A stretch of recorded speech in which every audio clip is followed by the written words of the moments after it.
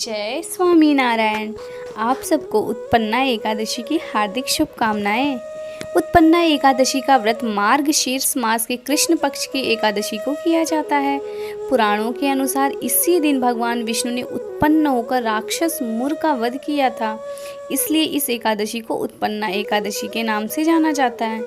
मान्यता है कि उत्पन्ना एकादशी व्रत रखने से मनुष्य के पिछले जन्म के पाप भी नष्ट हो जाते हैं।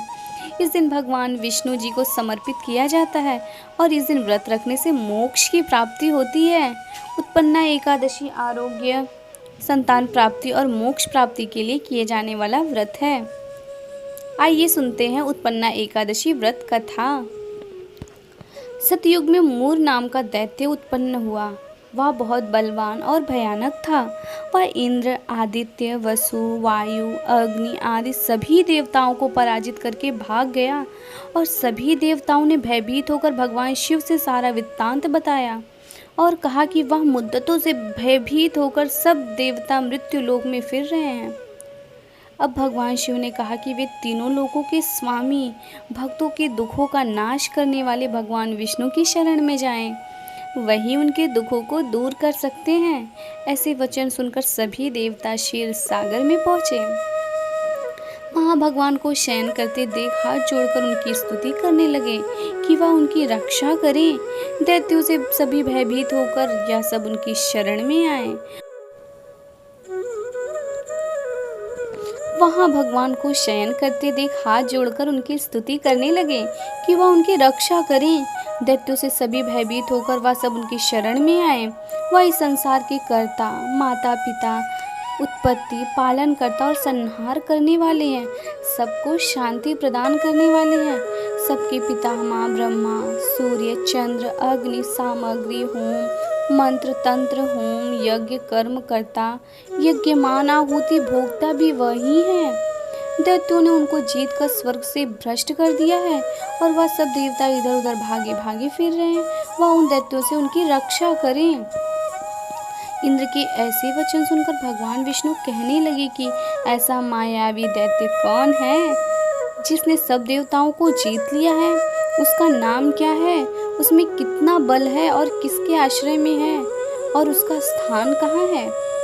फिर इंद्र बोले कि प्राचीन समय में एक नाड़ी जंग नाम राक्षस था। उसके महापराक्रमी और लोक विख्यात मूर नाम पर एक पुत्र हुआ।